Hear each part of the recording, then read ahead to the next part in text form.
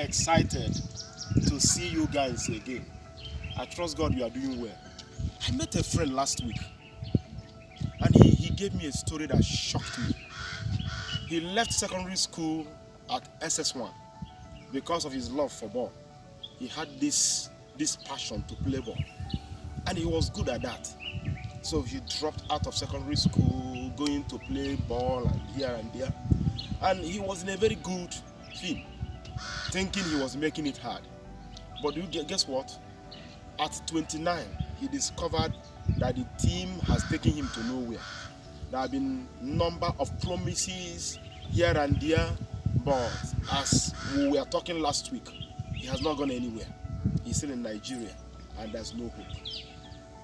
Now, he told me there's nothing he can do now because he can't go back to secondary school. He can't go to university. The ball itself is not working. He has not learned any trade. I began to talk to him. I showed him these clips. And when you look at these clips, he gathered energy. He said even if to buy WAEC form and go to lesson center, that he was ready. See, can I tell you what? I don't know what has tried to trample you on the floor. I don't know what has tried to suppress you beyond the imagination. Guess what? Excuses are self-made demons. This is what I want us to handle. They are self-made demons. So if you create them, they start functioning. But if you discard them, they will not function. Can I tell you, any successful man knows that the first thing you need to defeat in this life is ability to create excuses. It happens on every aspect of life. When I mean success, remember, I am Peter Obichuku. This is a love therapy section. Every platform, is it in marriage? You cannot handle your marriage well if you keep giving excuses. I married a very troublesome wife. Somebody told me, but love covered my eyes. I was blind when I married her. And now that beautiful woman is now the demon in the house. He said, oh, forget about the beauty. That's demon incarnate. Excuses will not change her. It will not change your family. He said, I married the man. He was a very nice person. Yes, somebody came to me several years ago. And she told me, look, my husband you are seeing, he's the next devil. He's the next devil. Forget about how he looks. I said, how did you end up with the devil? He said, I was naive. He came buying me things. We dated for a while, and my parents we are not in good terms with the relationship. But I broke their trust. I got married to him, and now see what I was going through. And I said, these are excuses. You are heaping excuses. See, we may not have ability to change what happened in the past, but you see, the past is an expired check. Today is a current check you have. If you want to buy the future, you need to make proper use of the current check you have in your hands.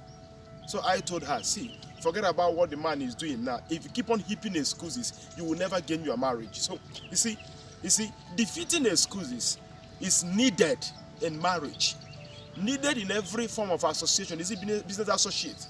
Most of the times, people you think they are very close to you can hurt you, and when they hurt you, you enter into your shelf. You wouldn't want to do business with anybody again. No, it's not that. You see, life can be hard, but I tell you what, you are harder. God created us to be harder than life itself. So if you want to be successful, you need to defeat excuse. Okay, can I tell you what? The fundamental demon you need to begin to bind is demon of what? Giving excuses. Most of the times we are binding the demons we didn't see, but the one at our disposal, we don't handle them. What am I talking about? The first fundamental demons we have around us are ability to create excuses. And you know what happens? The moment you create these excuses, they become like a clog in your wheels. They stop you from moving forward. They stop you from advancing. You throw in the towel. Then you lean on these demons. And I tell you what, last week, no matter how you pen these excuses, they will not go in for success. They will never go in for success. There are three basic if people, put into this. Like I was talking to him. The first if was like, what if I'm the first person that would have left secondary school for several years ago to come back? I said, if you are the first person, be the first. If nobody has done it before, be the first. Don't ever feel like nobody has done it before. Then, listen to me. God created us to become pathfinders. Yes, you create a way, people follow through it, and they learn, they get better. So we are pathfinders. So I told him, if nobody has done it before, be the first. And somebody said, what if it's so hard? What if it is harder than I can imagine? I said, please, when you get to the bridge, you cross it. Nothing good comes easy. Nothing good comes easy. Nothing good comes easy. So don't, because you presume it could maybe harder than you imagine. So what is that task? What is that responsibility? What is that plan? What's that business idea you have, you want to pursue? And already you are thinking, how could I do that? It may be harder than I imagine. It may be more costly than I have budgeted. It may be more difficult than I have. See, listen to me. Most of the times we begin to cry over a bridge we've not gotten to. A wise man will brace up, walk towards the bridge. When you get to the bridge, if others could cross it, I tell you, you will cross it. Now, listen to me. Relationship is all that matters in life. And in every aspect of life, you discover that relationship is printed on every aspect of life. So if you don't know how to relate with excuses, they will deal with you. But you know how to relate with them. What do we do to them? We will remove them. We fight them with every strength we have. And somebody will ask a question, what if people don't believe in me? What I want to do? Yes, I have so many people, young people here, who started some new things on campus. I have some old people. I was talking to a lady that the father left business several years ago. And they said, my dad is old, he cannot. I said, no, it's not true. What if people don't believe in me? Well, can I tell you what? You don't need people's approval to become successful. When you become successful, they will approve you. You see, that's the yardstick. If you want them to approve you before you become successful, then you are wasting your time. No, you need to abandon this is what people say, what the environment could say, and all this. Most of the times, this chef of what people think has a terrible hold on us. You want to move on to do something. You don't like your weight. You want to share some weight. You're thinking, if I go out there to jog, to exercise, people will laugh at me. Listen to me. Your life is not about people.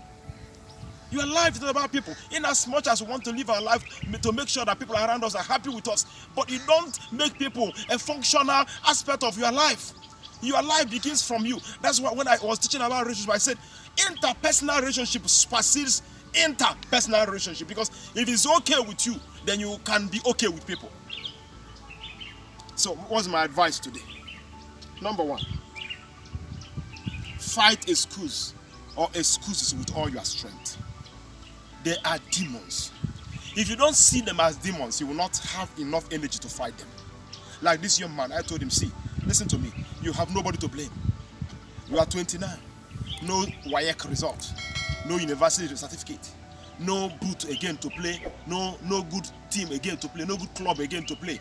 But you see your life, just dust off all those things and go straight to business. So fight those excuses with all your strength. Number two, please, while you are fighting excuses, be careful. Don't always be so saturated and so drawn into what people could say. What would they say at your age? At this stage, you are type, you are nation, you are caliber of person. You don't need to do this.